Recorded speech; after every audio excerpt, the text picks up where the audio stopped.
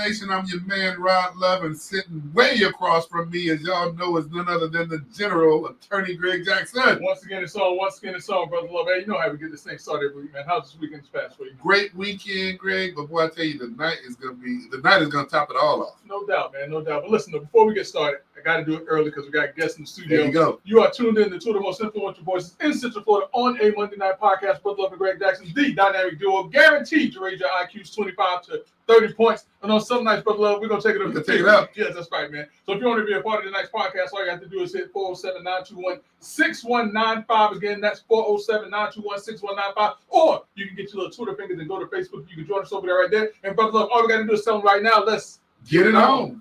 Hey, Brother Jackson, man, I'm excited about the night because we got one familiar guest in the studio that's been, man, he's been grinding with us, man. We've been doing this 8 years now, and you've been right there with us, Pinto. But you know what? I'm not going to mess up the total and the big picture introductions. I'm going to pass that doggone 4x4 baton. I go to my brother.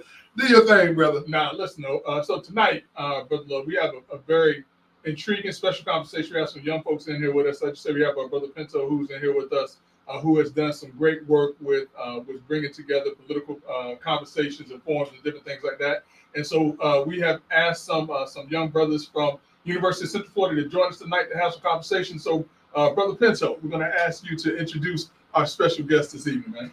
Well, you know what? First and foremost, thank you for this opportunity, right? I really appreciate it because you guys are at the forefront of what's going on in Central Florida, and the invitation just means a lot to us. I appreciate that, brother. But I'd like to introduce, I'm going to have Brother Tuluwan introduce himself. Good evening, everyone. My name is Tuluwan Oluko. I'm a junior at the University of Central Florida, majoring in biology, hoping to become a dentist. I'm also part of the University of Central Florida. Hey, Brother Jan. I'm a senior at the University of Central Florida. My major is kinesiology with a minor in health services administration, and I'm also part of the ZIO, the chapter of Alpha Phi Alpha. Hey, welcome. But when you had a conversation, I just can't let you say that without me doing a little segue into it. And Pinto, this is part of the conversation we were just having about something that's been so controversial over the last maybe 15 years in our country. We're talking about healthcare. And so when you talk about healthcare, and I mentioned my daughter just graduated nursing school, Pinto, you told me your connection with, is it NICU? NICU. And man, it's just good to see these young brothers, man, that's engaged. And my daughter was talking about all the biology she had to take when she was going through this process. But gentlemen, welcome you and Pinto. Thank you, man, because you're building the bench, man. So wait, hold on, I'm sorry. You said gentleman and Pinto. Wow, I just caught that. Hey, come on, man. We've been doing this for a while, man. Come on, man. Guess like that, man. God, how you gonna do that? And that's a what do you call it, Freudian slip? Hey, you call it what you want to call it. But listen, but tonight, though, as I said, we have some young brothers that are here tonight.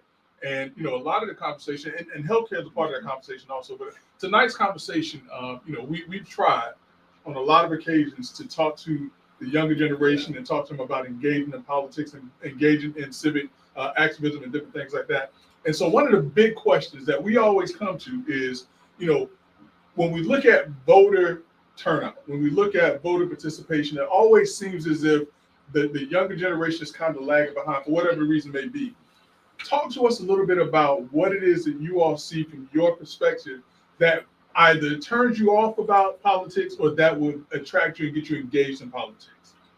Well, first I'd like to start off with why I personally believe why voter turnout, especially on my generation, is fairly low. I believe that a lot of young voters feel like their vote doesn't matter, and that's the general answer. The vote doesn't count. This, that, and then the third. But the main reason why I don't see a lot of people talk about it is that a lot of young people believe that no matter what they vote or where they vote, their life will always be the same. Their life will always carry on. Like the next day, I got class tomorrow. I got a test the next week. Whether or not Trump what you just said, because Greg, did y'all catch that? That's heavy. Yeah. So what it was saying is like young people feel like their life won't change on a daily basis on a micro level. They're not thinking about the macro levels more so. Whether or not Trump is in office or maybe even the state representatives, one is there and then another is there. They don't see, I guess, the change in impact that really voting and pushing for who you want into office, even on a local level, and how that can change your life, your family's lives, not even just yourself, not even a selfish level, but on a selfless level, the lives of people around you. So it's more so that. So before you go further and before we move, does that apply whether you see somebody within your generational sphere, or because I totally can understand if you're looking at somebody like myself and there's that generational separation. Does that apply in both cases, or I'm just interested?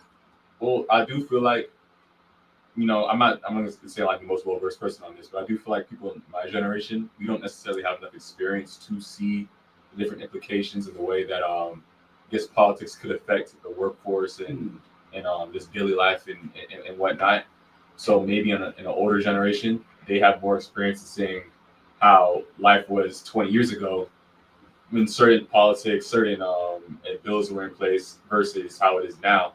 For us, even though things are changing, for the most part, things have been the same. We haven't been young adults for long. We haven't been adults rather for long. So yeah. I would say that generationally, right?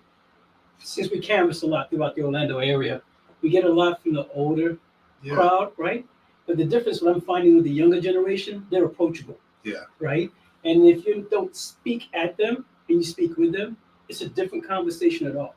So when I reached out to the brothers just to come on out here, they were like, yes, let us check first with the advisor, make sure we're good. Yeah. But at the end of the day, we want to be here, right? So for us, we look at this partnership, not just for today, but we'll be coming back. We do a permission, right, on a quarterly basis, just checking in with them, right? But at the same time, I feel like this is a generation that's coming up after us. So we need to make sure they're well positioned, where they understand how they can empower themselves and also empower representatives to represent them. Wow. That's in itself, they're representatives of us. You're right. You're absolutely right. They're very insightful. Same question for you. I definitely agree with what Tolwani said. I think a big portion of it is people don't believe that their vote does count. I also think a big thing is that they're not well versed on the local elections, and that's a big reason as to why they feel as if when they vote, they don't see the effects for themselves. We always talk about voting on the macro scale when we're talking about, our presidents and things like that, but no one really talks about our county commissioners, our mayors, sheriff's office. So the things that are in our backyard, the elections that are in our backyard, no one really talks about it. The youth is never really informed on it, and therefore, when they do go out to vote, they're voting for the large elections, so they're not getting to see some of the minor changes that can be happening. Because a lot of times, the things that affect them most are the things that in their own personal community. And when they vote for the president and see that their community hasn't changed, they're feeling like, okay, well, the president isn't going to do anything for us. Well, the president can only do so much. He can't focus on every single community at a time. That's why there are people in place for you to vote for who can focus specifically on your community, on your city, on your region to help you and help your family, help your community. Here's interesting, and you kind of took it there even before I got to this aspect of what I was thinking. We've heard this term, and tell me what this means to you. All politics is local. When you hear that, what does that mean to you? I think it means to me that when it comes to politics, you have to think of it from every level, especially local, because the local politics is honestly probably the most important in your day-to-day life. Because the thing of it is, so, and the way that it has always been explained or described, all right, let's say that you are driving down the street and there's a street light on the street. Who are you going to call to address that issue of the street light? You can't call the president. You can't call the representative in Congress. You can't call the senator in Congress, but you can call the state representative possibly, or you can call the commissioner that's in that area, and they can affect like that on the ground issue that you're facing. So when you think about it, one of the ways that I really truly first got involved in politics at a little bit older age was local politics, and that was a county commission race. And I actually got out, walked for someone who was running for county commissioner, phone bank for someone who was county commissioner. And then that led to me looking at state level and then looking at federal level. So from that perspective, what are some of the things that you see kind of on the local level that you feel you could kind of touch, or that you would be interested in touching and being engaged or involved in to kind of get a feel for the political process, if that makes sense. Okay. So I say one thing specifically that I believe all young people should get into, even from the youngest ages of elementary school, is simple community service. When you see community service, you see different aspects of where community may be doing good at and where it's also lacking at. And then from there, you can connect to the county commissioner and see, okay, I see discrepancy, I see errors over here. I see a lot of the homeless population over here is so much higher. Why is it this way? I see maybe drugs are so much higher in this area. Why is it this way? But I also see at the same time, oh, the roads are fixed over here. Like, you know, the fences are up. You know, there's a lot more money being poured into these certain places. And really just ask why is it this way and what we can do to balance everything out, and just talk to your local representatives about Wait a minute. This conversation is already so good, and I mean, gentlemen, I got to tell you, I'm loving how you're articulating your views and opinions, and you're hitting the nail direct. Both of you hitting the nail directly on the head, and Attorney Jackson and Pinto are actually pulling out of you what we've had veterans come into this studio, politicians and those who want to be politicians, and they haven't. And let me take that back. You guys are articulating something that needs to be heard from a generational standpoint. And when you talk about the fact that you'll go to the polls and you'll vote, but you don't have that feeling that at a micro level that anything is gonna really impact or affect, and the key word I would say, benefit you. Yeah.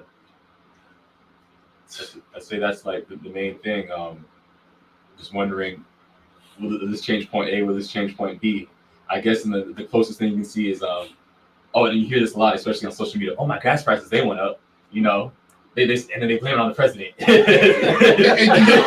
do y'all actually? I mean, because I'm almost thrown here. I'm listening, and Pinto, thank you again, man, because this conversation is already deep, but deep from the generation that when we hang it up, we're still looking at healthcare. We're looking at a number of things that continue to be important to us. And as time goes on, it's going to be very, very important to us because we're going to be dependent on some of those things.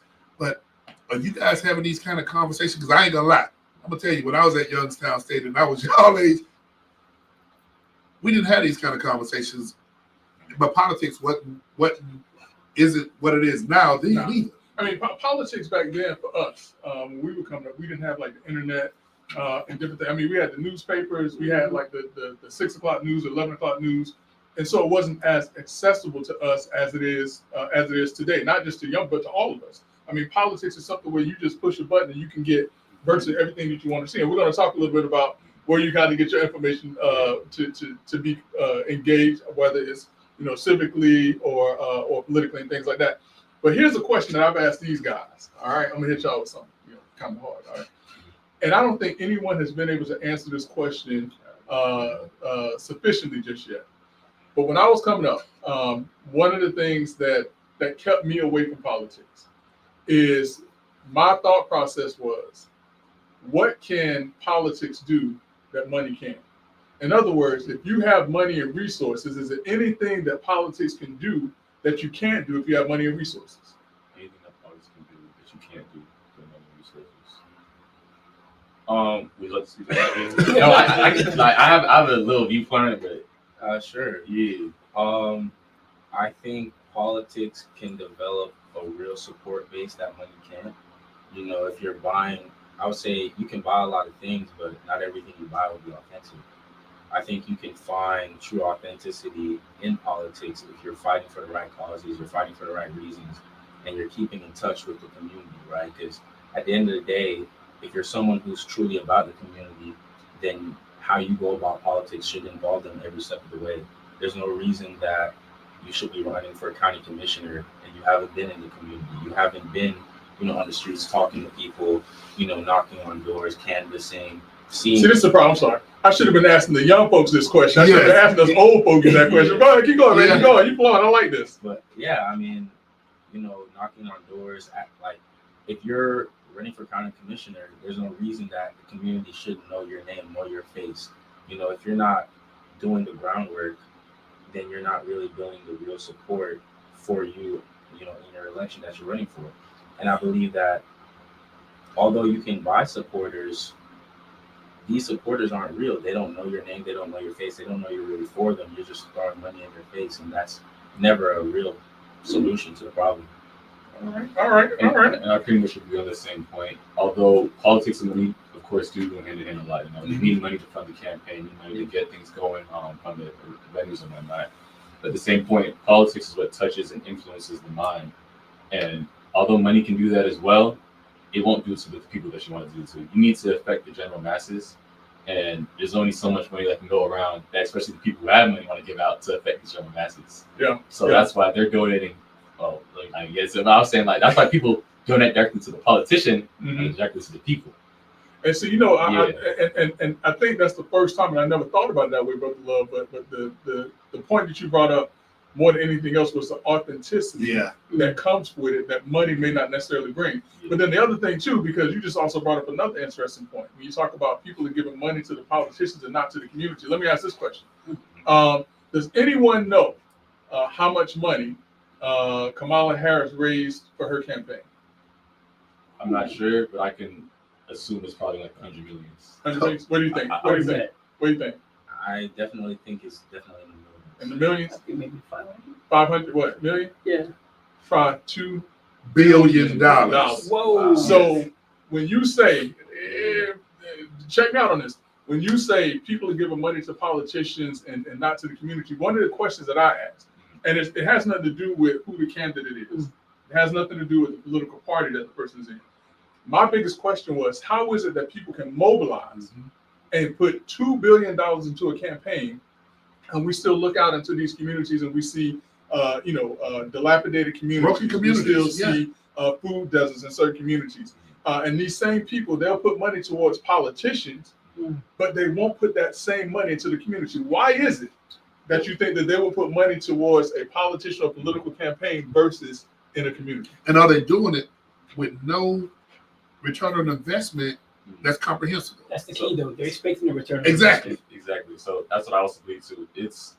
I don't want to see the worst of people, but I do believe the people who have the money to donate this are doing it for selfish reasons, in the sense that they want to influence what could benefit them. So say they want someone in office that can maybe reduce their taxes or and prioritize that rather than fixing the roads for someone they don't care about. You just brought up something, and I gotta really do an interject right here, because I got a question for the both of you. You know, we are hearing politicians who are running for office promise everybody everything. And when you look at it, and I'm gonna just relate it to where we live. You got an Orange County Commission that you're only gonna be, with the expanded districts, you're only gonna be one of 9. When you look at the city of Orlando, you're gonna be one of 6. But what we expect and look for is how people fight for what they talk about, because at the end of the day, what we're seeing is people promise that you don't have to work. People promise that if you, but we're seeing a whole bunch of promises, but the delivery is short. Yeah. And I say where that delivery comes short is in the fact that it comes back to the people as well. One of the biggest things that I learned about recently is redistricting, and I guess the whole aspect of redlining in the past and whatnot, and even so now. By year, Orlando districts are always changing, right? And that can really affect the voter base, the voter populace, about who they vote for, who they put in as their local representatives. So if they're continuously redistricting an area to have, like, say, hypothetical, a Republican candidate maybe leaning more conservative to be put into office more often than not, then when that person gets to the office, they're going to keep benefiting the people who are donating that money, who are also leaning But that way. see, and I'm glad you went. Yeah. Pinto, you got to jump in here too, because this is I'm this is enjoying the conversation, bro. This is interactive. But here's something I got to ask the both of you, Greg, as well as Pinto. We have a friend over at UCF, and it sounds like y'all might have been in his class. You know what I'm talking about. Yeah. I'm talking about none other than Dr. Aubrey Jewett, who's a political science. Science Yeah. And you guys, y'all deep, brothers. So, and the challenge, and this is why I like this platform, right? Is number one, to acknowledge that there are brothers out there that are in the next generation that can have conversations like this, right? But more importantly, the task that I'm pushing them to do is have those conversations with people on campus. Because when I show up there, they're like, look at this old guy. What does he want? You know? Because when they show up, they can connect, they can use that language immediately. and start having candid conversations. So for me, I just like to sit back and listen, because when I do get approached, I need to be able to use that language, right? Be able to connect, but more importantly, be able to listen and not judge. Because that's the problem. A lot of times what I found is that the younger generation feel like we judge them. And some of the ones But we get out of do the way. though. I mean, but let's not, and it's not about, because when we were coming up, we were judged. Yeah. And it's Yeah. just kind of like So- that thing that happens as we get older. Yeah. I hate to quote Kendrick Lamar, but they're not like us. They're not like us, bro. I'm not saying it's right or wrong. Oh, I'm saying okay. it's All just what right. happens. Yeah. Yeah. But we also have the perspective, and I'm gonna go ahead and say it because we've had discussions about it. There is a place for wise men. Let me just make sure, and you young men also understand the phrase "iron sharpening iron," right? So there's a place for experience, lived experience, and wise men. But there's also an example with Julius Caesar, who, after a point in time, folk looked at him as a dictator and was not going to share power. And y'all know what happened when he went into the chamber and they had decided, hey, But here's one thing that I think that we've forgotten in American politics and in politics in general. When countries were getting started, think about the leaders of those countries. These weren't old people. I mean, aside from Moses and Methuselah and people like that, but really and truly, it was the younger people that were leading and guiding in communities. I mean, even if you look back at King David when he took over from Saul, he was a young man when he took over. Something like this, Jack, real quick too. Yeah. I learned about recently. Yeah. George Washington and the other founding fathers, they were like in In their their- 20s, yeah, in their early 30s. 30s, yeah. And I don't Kinda think people young, realize that in order to get the ingenuity to build a country as great as America is, or to build certain societies, it was young people that it wasn't the older generation that was doing it. And I think that we've forgotten that, as we've aged. Like when we were younger, when we were on the highest of Seven Hills in Tallahassee, Florida A&M University, go Rattlers, we thought that we could conquer the world. And that's the attitude that we have. There's nothing that we can't do. As we get older, though, we start to realize some of our limitations and things like that. But we need that young vigor, that young strength, because that's who kind of built where we are right now. And I have a question for you regarding that as well. About 5 to 7 years. Not saying that, but you see the young vigor a lot during social media and whatnot. Fighting for all these things. Yeah. But then when you look at the stats and whatnot, the turnout They is don't come lacking. out. Yeah. So you see the vigor, but we don't see the results in the action. So where do you think? I said it, but where do you think the disconnect can come from? I absolutely think that the disconnect is that politicians have done a terrible job of convincing people that they can do what they say they're going to do. And when they come into these communities and they say that if you vote for me, this is going to change, that's going to change, and you wake up the next day and it hadn't changed. You wake up a week from now and it hasn't changed. And you wake up a month, a year later, and it still hasn't changed. It makes people disenchanted with the whole election process. And that's why voter turnout in general is low. It's not just the young people, it's more so the young people that we look at. But if you really truly look at it, we don't have 60% voter turnout in a lot of these local elections. We just had an election for various county city commissioners for the city of Orlando. The largest of those races in terms of turnout was about 8,000 people in a district with about 30 or 40,000 people. I mean, you're talking about no more than 20% turnout. Yeah. That's not just young people that we're looking at. That's people that are our age also that's looking at this process and saying nothing's going to change. You're right. And we have to let people understand that your voice is power. The reason why this show got started, and Brother Love will tell you this more than anybody else, the reason why this show got started is because there was a mayor in the second largest municipality in Orange County, in Poplar, Florida. And there were things that he was doing. He actually was a friend of mine up to a point, but there were things that he was doing that we didn't agree with. So Brother Love called me and asked me if I would be a guest on the show for 1 week and see how that turned out. 8 years later. Do you want? And we started talking about what was taking place in that community. Yeah. And 7-8 months later, when the election came, that person was voted out. And we saw immediately that there was strength in having a platform, strength in having a voice, and educating people about what was going on, because most voters don't want to read and don't want to do the research. So who do they rely on? They look at the people that they see here, and they look at people who are acting on social media. Because right now, how many followers you have on social media? 500, 600. How many you got? About the same amount. That's 500 or 600 people that y'all can just talk to and just influence right now. 500 to 600 people is really and truly, when you truly think about it, when you start to move people, that's Yeah. about 10,000 people. Yes. Yeah. If you have that type of reach and touch on 10,000 people, there's so much that you can do in terms of effectuating change that people don't realize and understand or believe. And that's why older people are trying to tap into social media, because Yes. we know the strength and power of it. Y'all know the strength and power of it, but you don't know how much strength and power you have in social media. When you say 500, 600 people, you ain't saying like you was excited about it. I heard I got excited. Yeah. Yeah, you just say about 500. Well, how many? So, Man, that's I 10,000 would say people. People abuse that. Though. I don't want to.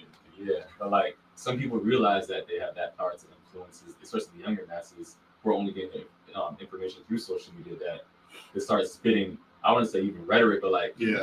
biased, skewed information that fits their views and their ideals. So now people going out think that they're informed, with their chest out, saying these things that are not necessarily, I guess, the right things. Yeah. So there's that aspect too. Well, I will tell you, Brother Armando, who's been with us for what, 7 years now? 7 years now. Yeah. So Brother Armando came to us as a 20. Brother Armando, you're how old? 25, 26? Yeah. So he came to us initially. He was 25, 26 years old. I will tell you right now, I've watched Brother Armando evolve on social media to where he will go in and he will challenge people. And when people start to say things that don't make sense, Yeah. he'll challenge us. We gotta. We take that. But that's what that voice is. And even when people are spewing that rhetoric, that you just like, no, what is it? Now, I would say some crazy people on social media, so I'm not going to say do it with everybody, but that is an opportunity to correct people and to say, or not even correct. What I normally do is I don't try to correct you, but I try to say, have you thought about it this way? Yes. You see what I'm saying? That's And that now, question. I'm not telling you that you're wrong. I'm just saying, let's think about it differently. So, but yeah. Hey, for those of you who are tuned in to Let's Talk Nation, you hear that this is an excellent conversation. We have young people in the studio Thank you. that we got no Pinto in there too.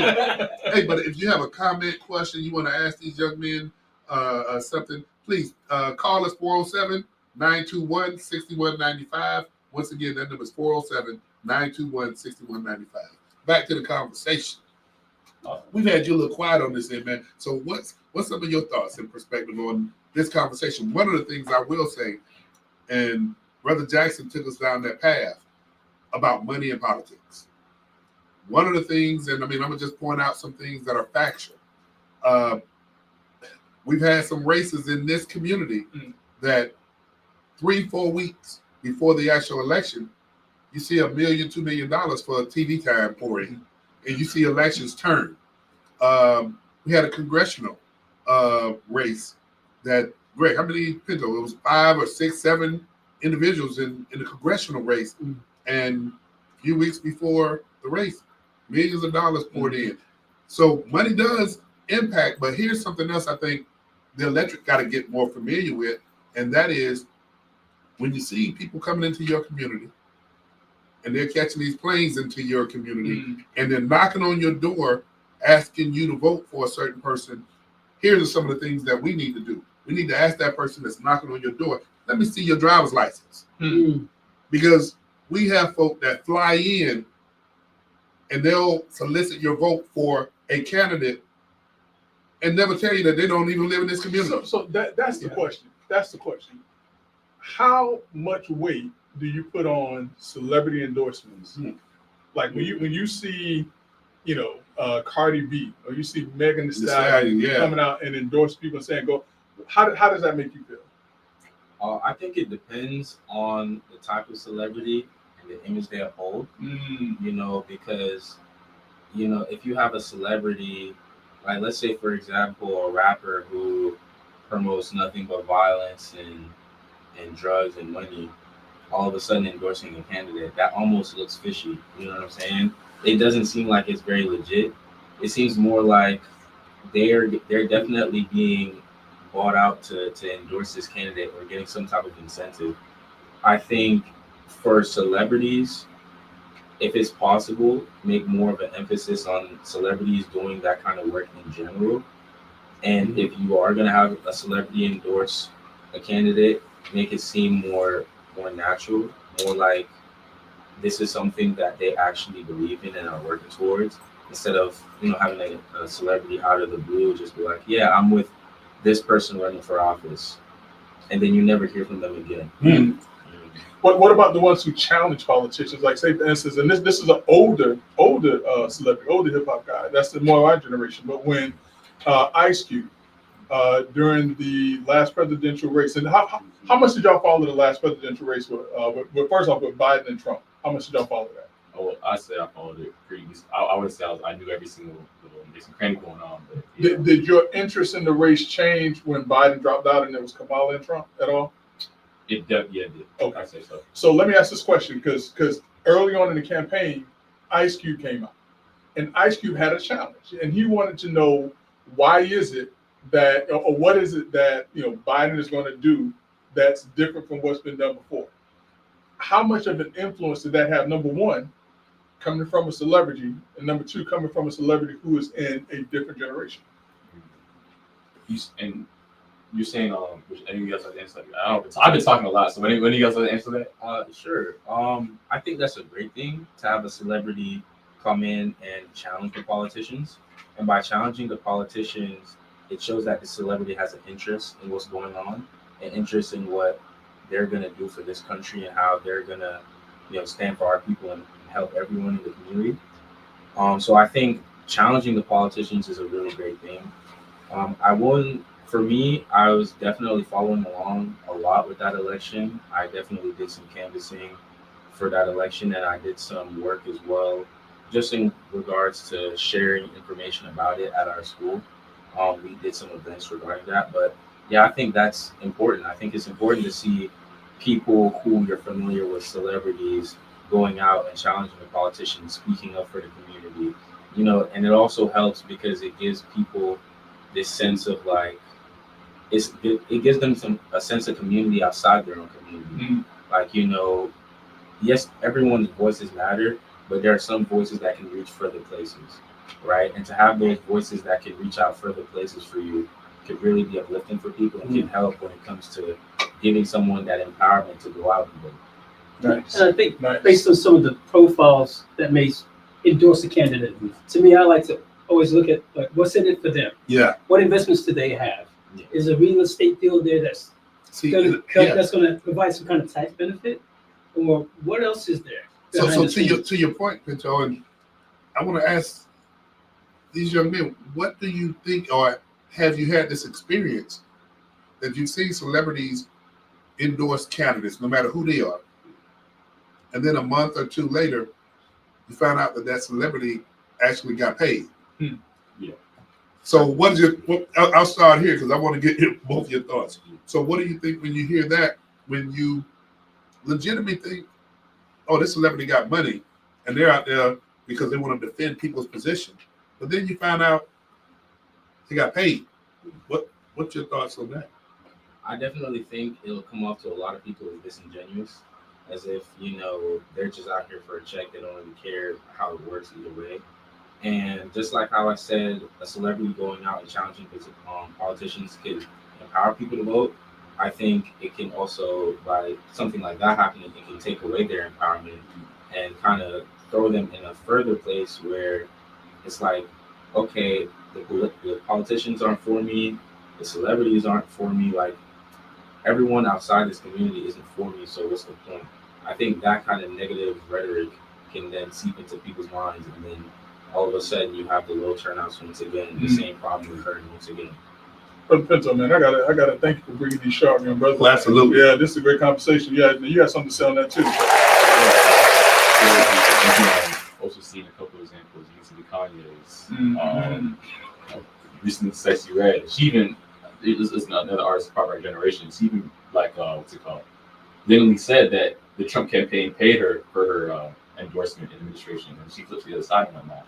But being said, in that moment though, especially as a Black person in America, when you flip to another side that necessarily your race is, I guess, conforms to as a whole and in a general form, it can really cause a lot of disillusionment and confusion among your people. In terms of, okay, so I thought this person was my people, but now they over on this side, so Yeah. what's going on? And that can cause them, as Yan was saying, to now push themselves, distance themselves, and that's just an issue with how celebrities present themselves and whether they're getting paid or not. So let me ask this question, because both of y'all have indicated that you were either following the last election or that you actually did some work on that on the last election. What attracted you? What made you want to either keep up to date with what was going on, or made you want to be engaged in that campaign? What made you step out and say, you know what, I want to be involved in this? Well, for me personally, I won't lie, and media doesn't lie. There's a lot media fear mongers. You know, they drive up fear about whether who's going to be in office and who's not. And I want to say I'm not a victim of it, even though I know that a lot of these are overhyped. But it's things like that. When I hear that this thing's going to happen if this person comes in, I'm like, hold on, wait a minute. What can I do to make it go the other way? You know, how do I stay informed? How do I influence my peers to make sure it doesn't go the way that, in my belief, is the wrong way? Nice. But yeah, it's stuff like that. I'm gonna tell you what's funny, and then we get you. When I was coming up, I remember it was I'm an old cat. It was 1979, all right, and it was the race with Jimmy Carter and Ronald Reagan. And I promise you, I remember that they came around and they told us that if Ronald Reagan won the race, we needed to pack up and go back to Africa. And I'm telling you, and as a kid now, you know, I was in the 70s, but I was young in the 70s, but as a kid, 1979, I'm 8 years old, and I'm hearing that if this guy wins, I gotta leave and I gotta go to it brings fear. Yeah. And you know, I can only imagine, you know, being a little bit older and being able to do something about it. But as a kid, I just felt like there's nothing I can do. We about to move back to Africa. You know what I'm saying? You know, no disrespect to the people of Africa, but I want to stay here though. I'm not dreaming, by the way. Yeah, I'm just you would have been cool. I was somebody over there. You know what I'm saying? But it's that type of fear that they've been interjecting into elections for a long time. But I'm sorry. So, what was it about this last election that got you engaged and wanted to get out? During that time, I was working for a third-party nonpartisan board registration group called Faith in Florida.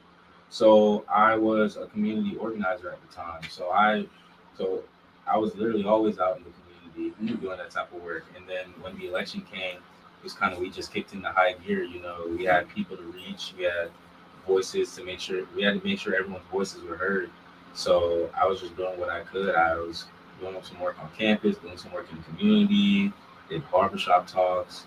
So as much as I could. You helped me with opening up this next question I have for you, and that is when you say you work for this third party affiliation, does it matter? Does political party affiliation matter to you more than getting the work done? So, and let me go ahead and go further to my point. Does it matter to you if an individual, and now I'll go ahead and say it, you know, when you look at African American population, the majority of African American population are registered Democrats. Does it matter to you that a person that looked like you, that may very well be another party affiliation, and they're saying the things that you want to hear, but you've heard it before? Does it matter? I mean, are you going to lean more on the party affiliation, or are you going to lean more on what if that individual really can get the work done? I'd say, especially in my time in Faith in Florida, the main thing we focused on were the issues, right? You know, whether you're Democratic, whether you're Republican, we're all still human, right? So we're all still human. We're all still dealing with issues. We're all in the same communities. Whether we choose to affiliate ourselves with one party or another, the issues in our community still remain the same. And everyone needs to understand what the issues are and how we get to a place where we have a solution for the issues. So when I was doing a lot of the work in the community, I wasn't focused on, okay, is this person voting for Biden or is this person voting for Trump? That's not what my mind was focused on. My mind was focused on, okay, this person's in the community. What issues do they see in the community? Do they understand that they have the power to change the community? And how do we influence them to use that power to change the community? So, You know, and Brother Spencer, I wanted to come to you real quick. I know you got something to say, but it's based on a comment that was made about, you know, making sure people have a voice. But Yes. go ahead. Yeah. no, along those lines, essentially, we're all representatives of Alpha Phi Alpha. They're the representative from UCF, and I'm the grad chapter. And essentially what our work is to do is to just make sure people participate in the voting process. So when he said that, right, as a young gentleman, that Mhm. resonated. Yeah. And I didn't coach him on that. That is the key. And to me, especially being from another country, right, and having the right to vote, because I'm now a citizen, that is so misunderstood and mistaken, right? That they see us and they kind of consider us to be Democrats, right? But at the end of the day, we could be either or. Yeah. And when we're out there and we're canvassing, we just want people to participate. We're not In the advocating process, for one yeah. party or another. We're advocating for people to participate in the process, period. So when he answered that question, it made me smile to the point that everyone from Alpha Phi Alpha should be very proud of his answer. Absolutely. And so, what do they say about our voteless people? They're hopeless people. talk to us a little bit about Yes. about that. That initiative, that thought process of voteless people as a hopeless people. Yeah, I mean, this is an initiative that's the national program within Alpha Phi Alpha, right? When I say national, it's global, actually. And it's from the tenets of Martin Luther King, right? And then so you think about that program from then to where we are now, that's essentially what we do as our key tenets, is part of the canvassing process, going out there and just letting people be heard. And as you mentioned before, it's all about rights and resources, right? But how do you participate, not just on a national level, but on a local level? And we participate in all tenets of that, right? When it just comes to even making people aware that it's time to vote, early voting, Yeah. or when it comes to even having their vote by mail, making them aware of those, there are changes, regardless of what party they're voting for. Just the fact that they know that there are changes they need to participate, and there's some things called a deadline. Pinto, let me ask you this question, because I gotta apologize in advance, because I gotta tell you, I was caught off guard. I mean, these young brothers are really bringing it. And for you, what did you see? Because I've known you through Greg for some years now. Mhm. What did you see, not only in these young men, but the fact that your fraternity has been doing community work and getting people engaged and understanding the process? But tonight, you bought 2 diamonds here. Jules. Oh, okay. But no, you're good. So, what, I mean, because we've done the barbershop with you, yeah. and it just keeps getting better and better. But what I'm hearing tonight, you're right. We have to bring this back. Yes. No, absolutely. And I think for me, right, from the highest of 7 Hills from Tallahassee, I was a director of student lobbying. So I always participated in this process one way or another.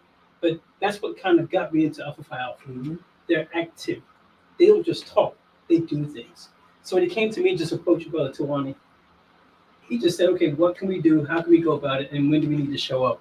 And it's been effortless, right? Yeah. So anytime we have any initiative at all, I don't have to apologize or ask for permission with my chapter. They just say, what do you need? Yeah. Let's make this happen. And that's it.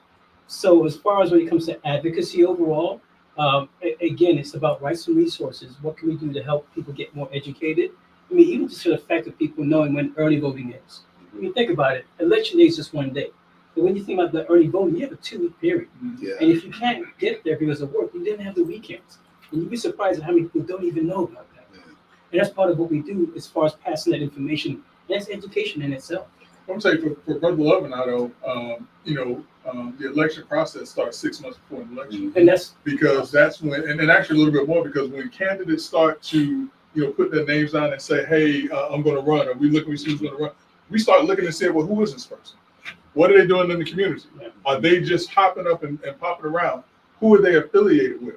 And so we start doing those things, and we start having conversations here on this platform as people are starting to gear up. Hey, be on the lookout for this person and all the other things.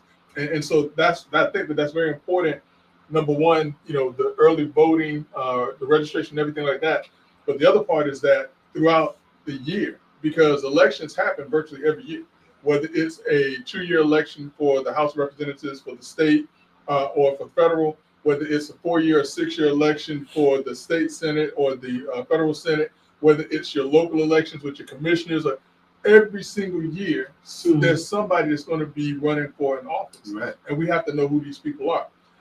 But to say too, just from what we're doing, right, as a partnership with Alpha in the Orlando area, is that when you think about the election cycle too, you have something else that's coming up in 5 years. Oh, Census. Yeah. So with us being in the communities now, just doing more outreach and knocking on the doors, people know who we are, but to the point that they won't feel like we're strangers, right?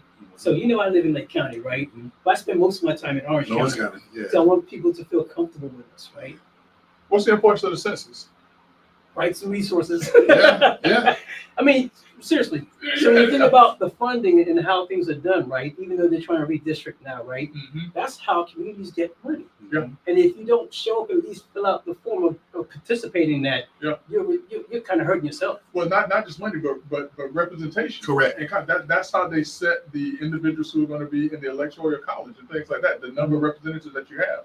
And so the census is important, but a lot of times we don't think about it from that perspective. Yeah. We say, I don't want to feel this, I don't want to do that. But you have to understand, resources come from that, and representation comes from You know what, Brother Jackson, because you and I, we've been in battle together, and on the note of representation, you responded to how you feel and generations feel about discarding, I'm going to use that word, political party affiliation, because you're focused on what a person is going to do in being effective. Let's go a little deeper. How do you feel about advocating for individuals that's running to represent a community? And Pinto, you know where I'm going to go with this one. Do you lean on more so somebody that looks like you versus listening to what they're saying and listen to all parties to see who's going to be more effective in impacting what affects you? And what, bottom line, what am I saying? Do you vote for somebody that looks like you automatically, or do you let everybody, and Greg loves to say this and Doc loves it too, earn your vote? Don't take it for granted, number one. But number two, be effective in impacting your life. Now, what I say is, let's say it right, Brother Love. Let's say it right. I say my right to vote is not someone's right to my The vote. vote, yes. So just because I have a right to vote doesn't mean that I have to automatically give it to you because you look a certain way, you're a part of a certain party, I look a certain way, or whatever. You still have to earn my vote. That's it. So I don't know my I know, but you, hey, so gentlemen, I'm gonna turn it because I'm interested in hearing what y'all have to say about that. Well, for me personally, I also won't lie. I'll be honest. Whenever I see a black candidate, say out of a party of 5 white candidates, my eyes be geared towards more of them, seeing what they got to offer and what they're pushing out. But at the end of the day, research is what's needed. I still got to see what they are doing. Are they using the fact that they are a black candidate to, I guess, secure the black vote? Sometimes certain parties, what they'll specifically do is they realize, hey, the last election, we didn't get this many black votes. What we gonna do this time? We gonna put a little puppet in that's black, and from we Manchurian candidate. yeah, right. Give you a little puppet in, and then we gonna see how we can get now the Nigerian voters to we can do all this, or the Caribbean voters we can get them. It's things like that. So you just gotta really research and see beyond the surface, Right. what are they pushing out. Let's ask you, where do you do your research? So I guess on a national general standpoint, I'll start looking more on the AP, Associated Press. Before, I was leaning a lot more towards CNN and whatnot. I grew up on CNN. Locally wise, not just about research, just news in general. I'm from Miami, so Channel 7 News is always big on me. Local 10, all the different things.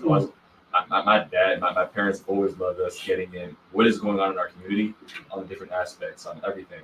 So I even turn on the news for no reason. I just watch it just to watch it. Yeah. Yeah.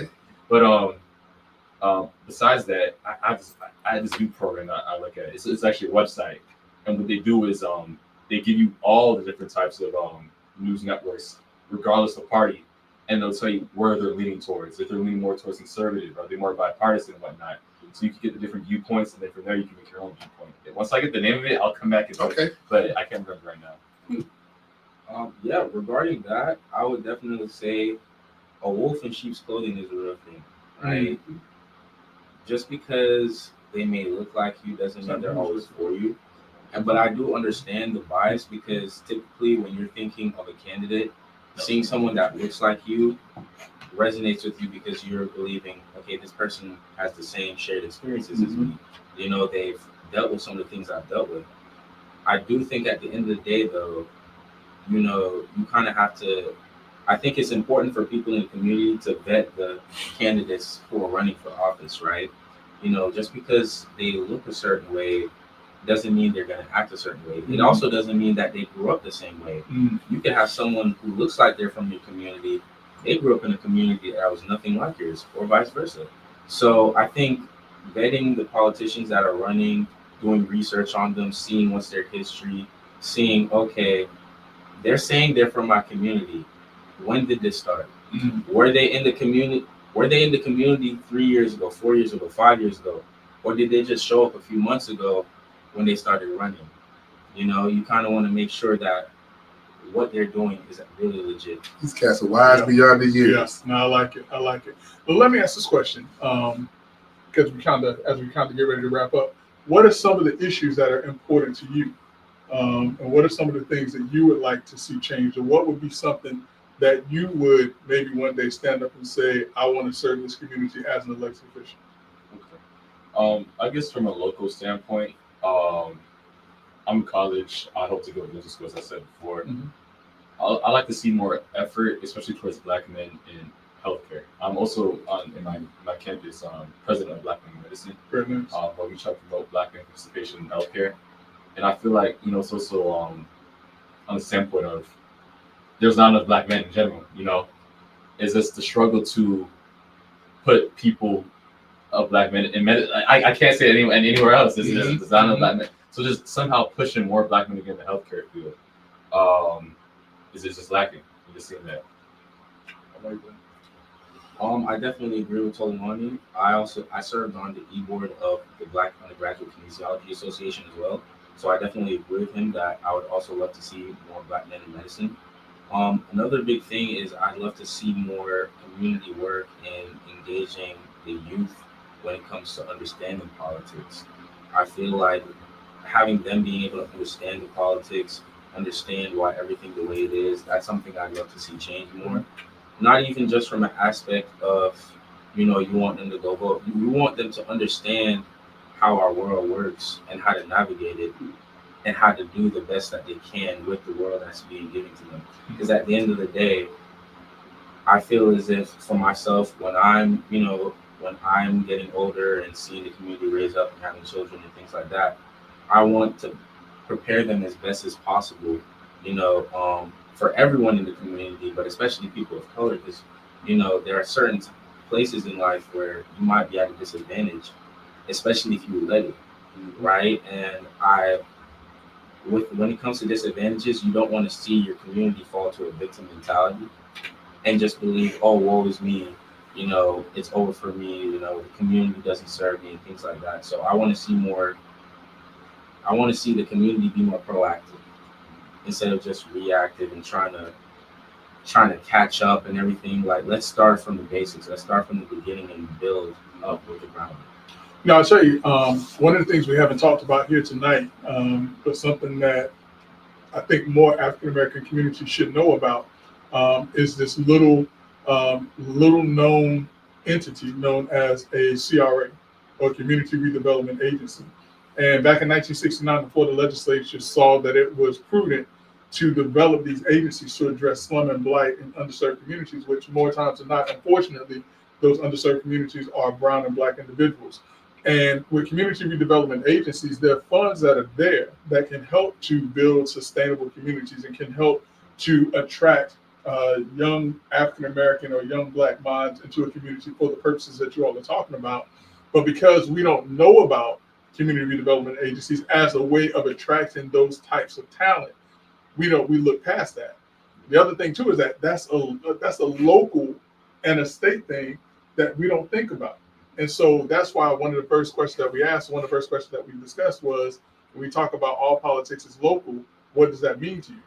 There are agencies and organizations on the county, in the city level, on the state level that can achieve the things that you're talking about.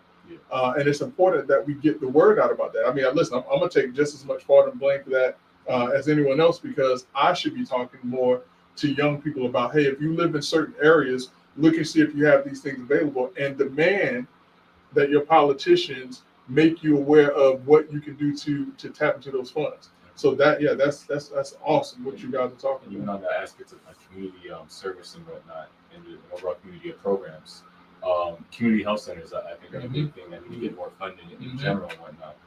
A lot of people in underprivileged communities, and they don't have the money for the insurance premiums that are sky high just to fix a simple issue. Yeah. So just getting those community health centers out there, you know, that can help with transportation, maybe get them from point A to point B, get their prescription, get them to the community health center. and just getting the proper care, quality care that they need. A lot of care, and especially in underprivileged communities, is not quality at all. And there's bias too. A lot of issues, especially dealing with Black women. It, at least from what I hear about, they say there are issues to these doctors and these healthcare professionals, but they're not hearing them. Mhm. You know, and that's just, there's a disconnect there. So just really bridging that disconnect as well. Let me do this, and here's where we speed things up. And I'm gonna leave you for last, Pinto, if you don't mind. In 1 minute, this is the rapid fire. Greg and I, when we started this show, we always said we wanted to begin with an end in mind and get results. So in a minute or less, hearing all that we've had a conversation about here, where do we go from here, from your perspective? Where do we go from here? I think we just continue to reach the community. I think we continue to reach the community by also starting younger, right? Kids are cognizant from a young age, especially nowadays with social media. They're exposed to everything, right? I can guarantee you go to an elementary school, they're gonna know the newest songs out, the newest rappers, the newest this, the newest that. So they're cognizant enough to understand, you know, the social media aspect. I bet you they're cognizant enough to understand the political aspect if you give them that chance. Younger and younger. Yeah. Oh, okay, so I believe that less biased and skewed news should be promoted more on social media platforms. Back to what Yan was saying, what he used to do with I think non-partisan and bipartisan information, just really getting people to know what is politics, what of politics, what it can do, and not necessarily pushing fear. I feel like a lot of fear is pushed out, especially on social medias nowadays, and because of that, it either causes people to have very radical viewpoint or just no viewpoint at all. They just want to distance themselves from the chaos, and it's showing on stats, it's showing on the turnout. Pinto. You know, I can always keep it short. I just believe in being open to possibilities. I mean, this started out as just a simple conversation, right? And this is our second time doing this. It's to the point now there has to be a commitment to keep doing this. So for me, you know, I've always lived that life of being open to possibilities. And I'd encourage my brothers here to be open to those possibilities too, to further conversations with people within your circle. Because I know you guys are solid, great individuals, right? But I also want to encourage you and challenge you to reach out to those brothers that you know are part of that conversation. Make them feel comfortable also. But yeah, just be open to possibilities. You really brought it tonight, Pinto, man. I can't express to you enough, man. You brought some young men here tonight that made me kind of think out of the box. It's encouraging, man. Yeah. It's encouraging. Absolutely. Absolutely. So, Greg Jackson, this is your fraternity, but this is a fraternity you belong to, brother. So, close us out. Listen, man, there's no other way to close this out other than to say that we appreciate these young brothers and Brother Pinto for being here tonight. Great conversation, great insight. I hope that you all learned as much from us as we learned from you all. Just the insight that you all were able to provide, and openly and freely. That's what it's all about. The other thing, too, is that on behalf of Brother Love and myself, if you ever feel that you need some help with anything, guidance, or whatever the case may be, know that you can always call on Brother Love and I as Let's Talk Nation, but you can always call on me as a brother as well. I may not come to the meetings, but I'm always around. Just know that I am around. But listen, man, great conversation, man. I couldn't have scripted it better myself, man. Absolutely. Hey, for those of you who are tuned in to Let's Talk Nation, you know we're here every Monday from 7 to 8, and these are the kind of discussions that we have. But if you tune in for the past 8 years, you'll also remember what I tell Brother Jackson when we get to this point of the show. Brother, you don't have to go home. But you got to get out of here. Until next week on Let's Talk Nation, please join us for an interesting conversation.